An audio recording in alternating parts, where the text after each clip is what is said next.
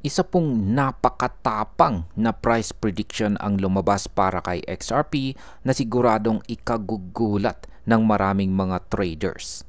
Ayon po kay CryptoX Iman, maaaring umabot daw sa XRP sa presyong $21,000 per coin sa hinaharap kung si Bitcoin ay aabot ng $1 billion bawat isa bago sumapit ang taong 2038.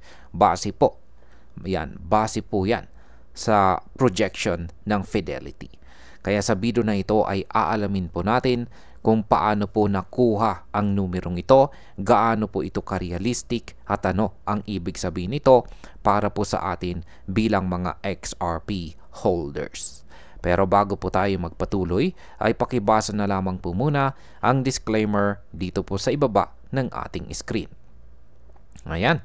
Simulan po natin sa kung paano po nauugnay ang presyo ni Bitcoin sa projection na ito. Yan po ang actual na post ni CryptoX Iman. Sabi niya rito, XRP to $21,000 price prediction. Fidelity says Bitcoin could hit $1 billion by 2038. If that happens, Ripple or XRP could skyrocket to $21,000 per coin, a 7,000 times. Yan. This changes everything for XRP holders.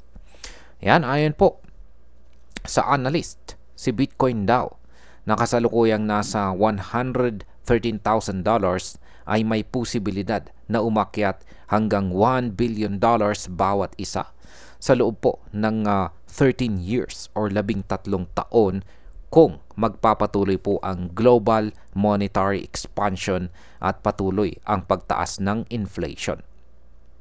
Sa kasaysayan, nakita na natin kung paano po lumago si Bitcoin mula $2 million na market cap hanggang sa kasalukuyang $2.3 trillion.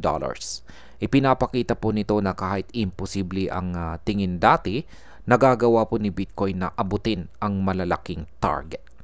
Kaya ang market impact po dito ay kapag naging totoo ang projection ng Fidelity, posibleng makakita po tayo ng pinakamalaking bull run sa kasaysayan ng crypto na hindi lamang po makakaapekto kay Bitcoin kundi sa buong altcoin market kasama si XRP. Paano naman po nakuha ang $21,000 na price target para kay XRP? Ayan, gumamit po itong si CryptoX Iman ng simpleng ratio calculation. Kung umabot po si Bitcoin sa 21 quadrillion market cap at panatilihin po nito ang ratio ng market cap ni XRP ng halos 1/10 ng kay Bitcoin, makakakuha po itong si XRP ng $2 quadrillion market cap. Kapag hinati ito sa circulating supply ni XRP, lalabas po ang target na halos nasa $21,000 per coin. Ito po ay humigit kumulang 7,000 times increase mula sa kasalukuyang presyo ni XRP na nasa mga $3. Kaya ang market impact po nito ay kung mangyari ito, magiging isa ito sa pinakamalaking wealth transfers sa kasaysayan. Posible pong magdala ito ng massive liquidity at saka institutional adoption para kay XRP. Ngayon ay undervalued ba itong si XRP? Sinabi rin po ni Iman na si XRP ay sobrang undervalued sa kasalukuyang presyo nito. Kinumpara po niya ito kay Bitcoin noong nagsisimula pa lamang ito na ilang cents lamang ang halaga bago umabot sa higit $100,000 ngayon. Dagdag pa niya, may paniniwala po si Ripple CEO Brad Garlinghouse na kayang maging backbone na XRP ng global financial system. Mayroon pa itong personal na simbolo sa kanyang tahanan na nagpapakita ng kanyang paniniwala na magiging sentro ng global finance sa XRP balang araw. Ang market impact po dito ay ang ganitong narrative ay nagpapalakas po ng confidence sa mga long-term holders. at maaari pong magdagdag ng demand sa market kung mas maraming tao ang maniwala sa long-term potential ni XRP. Ano naman po ang mga dapat nating gawin bilang mga XRP holders? Binigyang diin po ng analyst na si CryptoX Iman na hindi po ito mangyayari overnight. Ayan, or hindi po ito mangyayari sa loob lamang ng isang gabi. At maaring umabot pa ng higit isang dekada.